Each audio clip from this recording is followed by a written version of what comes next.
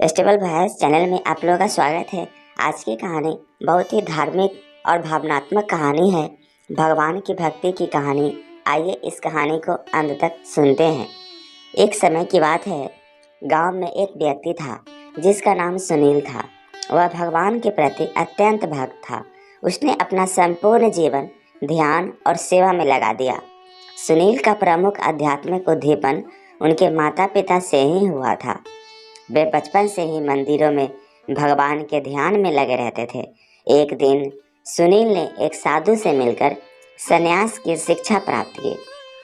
सुनील ने अपने गांव के लोगों की मदद के लिए एक आश्रम बनाया, जहां उन्होंने ध्यान, प्रार्थना और सेवा का सिखाना शुरू किया। उनकी शिक्षाएं लोगों के भगवान के प्रति प्रेम और सेवा का मार्ग दिखा रही थी।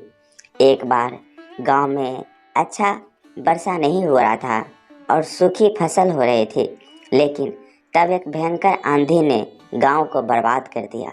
लोग भयभीत थे और सुनील ने उन्हें साहस दिया और साथ में भगवान की प्रार्थना करने के लिए कहा।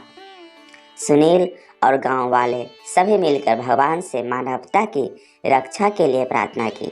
चमकते सूरज के साथ एक अचानक वायुमंडल में शानदार चमक आई और आंधी ठहर गए।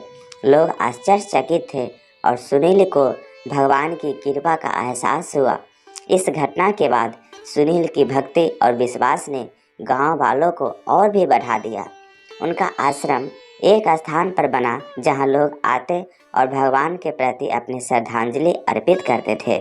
सुनील की भक्ति ने उसे जीवन का सार और आदर्श बना दिया।